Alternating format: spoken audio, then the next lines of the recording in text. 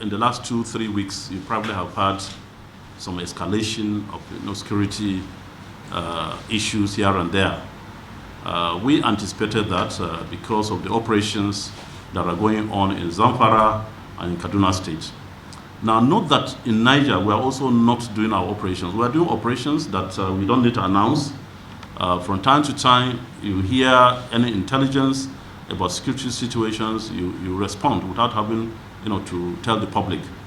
And that is why we've been able to contain and curtail the population of these bandits and banditry in the state. But I must also be very specific here. I mentioned out of Borgu, where we have an incident of ISWAP. I think we need to be very clear about it.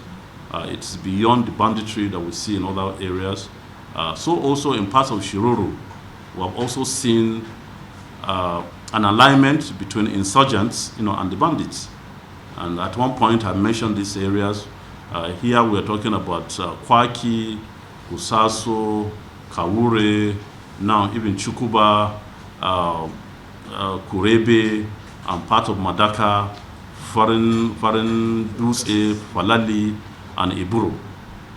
These are clearly areas that we believe the operations seem to resemble those of Boko Haram and ISWAP. Because why do we say so? These people come, they try to align with the communities, telling them that they need to cooperate with them so that they will be free. They will not touch them as long as they cooperate.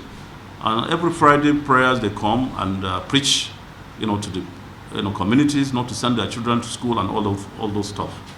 So that is, just a semblance of what happens in the northeast of the Boko Haram ISWAP approach, to dealing with this matter as it is. So we've seen gradual indoctrination, and of course we have also seen recently where the bandits in some locations are taxing communities to pay, to access their farms. And I think they were very, deliberate because they know this is the harvest season.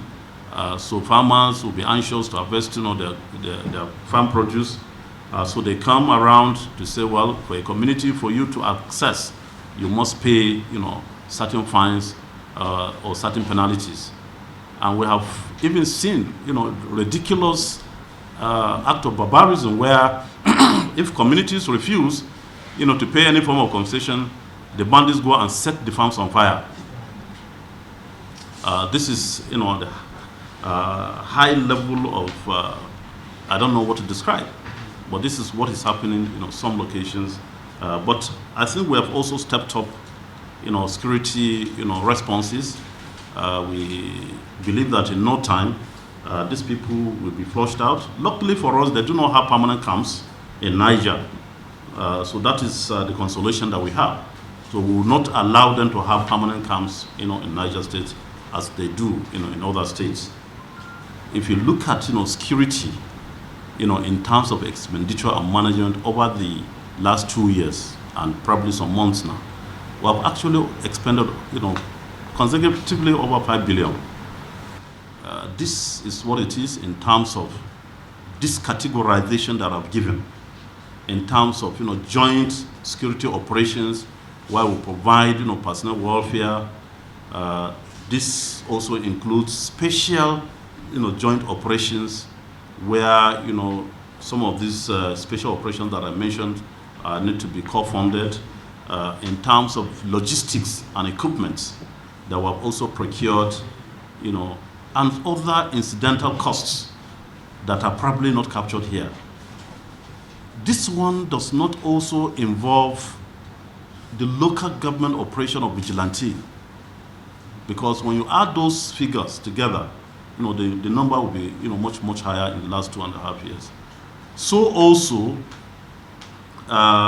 this includes also controversy over IDPs. I've seen an opposition party that wanted to say, oh, we need to go and have a forensic audit because we said 5 billion naira was meant for IDPs.